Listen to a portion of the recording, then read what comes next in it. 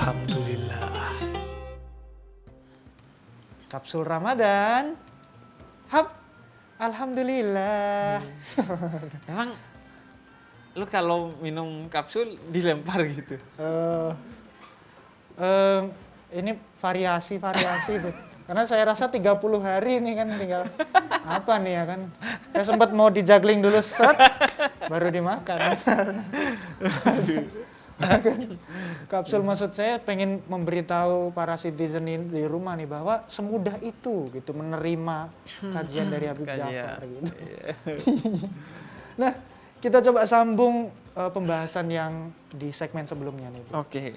Kalau tadi tidak boleh switch ya kan, gaya berpakaian antara pria dan wanita ini tidak boleh switch. Iya. Nah, di pembahasan yang sebelumnya kita sempat membahas bahwa pria nggak boleh berpakaian menyerupai wanita.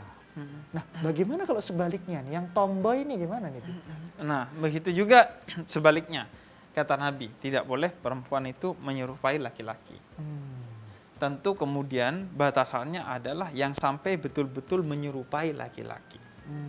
Kalau pengertian tomboy di sini betul-betul menyerupai laki-laki, maka itu dilarang. Tapi sekarang kan ada beberapa pakaian-pakaian yang unisex. Iya, bisa cowok, bisa cewek tuh. Iya, asal batasannya tidak sampai membuat dia menyerupai laki-laki, maka gak ada masalah. Tapi kalau dia sampai menyerupai laki-laki, jelas dalam hadis Bukhari Rasul katakan itu tidak boleh. Orang gamis sama daster aja beda ya, Bib ya? Iya, beda kan maksudnya. Dari motifnya aja beda. Iya, betul sih. Dari motifnya gamis aja beda. Tapi kembang-kembang nggak ada, Bib? Gamis kembang-kembang. Gamis kembang-kembang gimana ya? Enggak. Itu daster. Itu daster. Iya, itu gamis kalau udah kembang-kembang ya daster itu namanya. Short dress ya kalau itu. Jadi begitu juga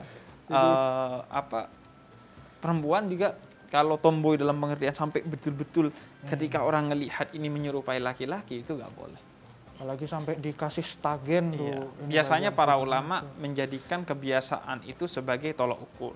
Ketika dilihat oleh masyarakat itu terlihat seperti laki-laki, maka itu sudah berlebihan dan itu harus dijauhi oleh seorang perempuan. Itu kalau perempuan tadi. Kalau laki-laki bukan pakaian nih, Bib. Pakai tindik, itu menyerupai perempuan nggak tuh, Bib? Nah, itu termasuk hal yang menyerupai perempuan dan hal yang diharamkan dalam Islam. Jadi laki-laki pakai tindik itu nggak boleh. Tapi ada... Apalagi kalau tindiknya pakai kunci Inggris. Aduh, yang sampai bolong tuh ada tuh, Bib. Yang bisa masuk lengan tuh ada tuh maksudnya. Iya.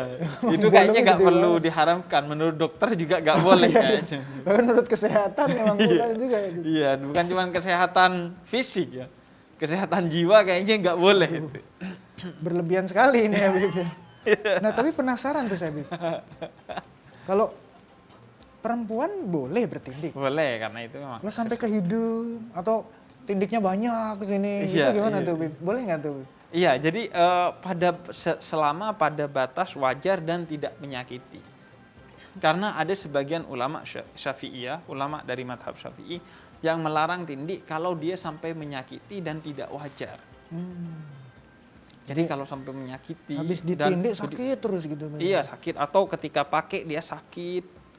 Atau di hidung apalagi, atau di lidah itu sudah tidak wajar. Iya.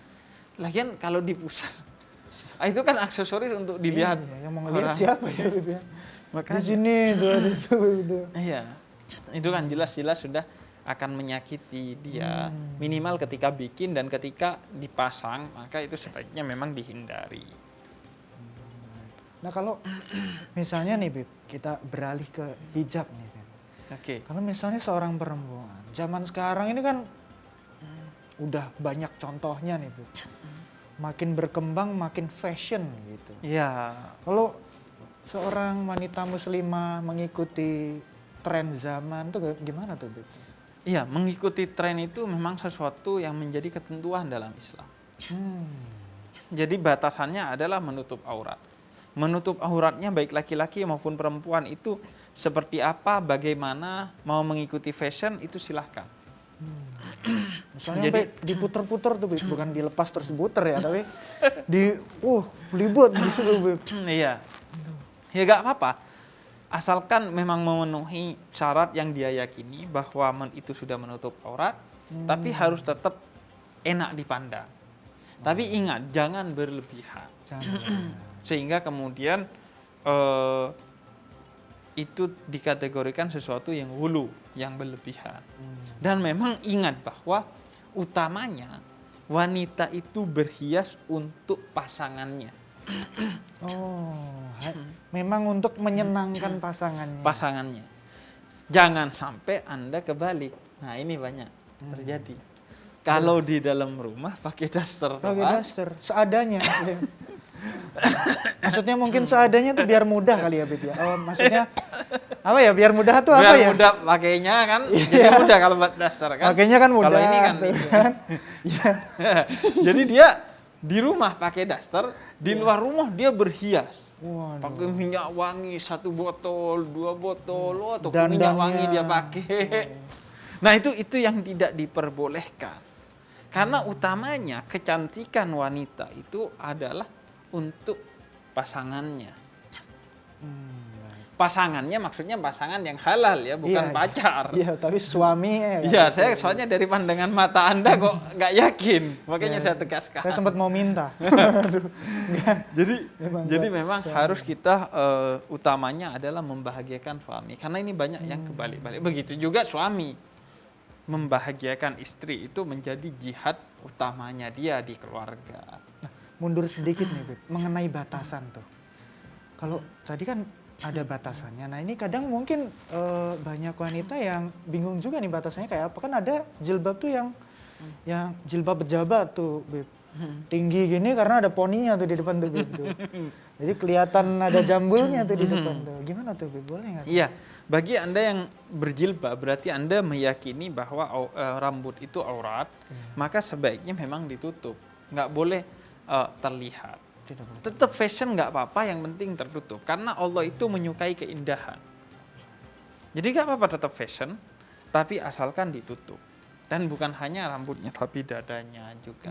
Dan juga pakaiannya juga disesuaikan. Kalau Anda berjilbab, pakaiannya juga jangan yang gitu tadi ya. Iya. Biar tetap pakai dan tank jangan top, yang memperlihatkan lekuk tubuh dan lain sebagainya. Dan jangan anggap itu sebagai tuntutan masyarakat. Itu adalah tanggung jawabmu kepada Allah. Sehingga kamu menjalaninya dengan enteng. Tidak tertekan. Karena itu, agar bisa lebih mudah menerima ini, maka baca. Kenapa seorang wanita dan laki-laki itu harus menutup aurat, harus begini dan begitu dalam berpenampilan, agar Anda sadar bahwa itu yang terbaik bagi kita dan menjalaninya dengan enjoy. Karena in ahsantum li anfusikum. Semua kebaikan yang Allah tetapkan kepada kita itu utamanya kata Allah untuk dirimu sendiri kok, bukan untuk Allah. Allah gak butuh. Kamu mau telanjang, kamu mau berzina dan lain sebagainya, Allah gak berkurang kemuliaannya karena itu.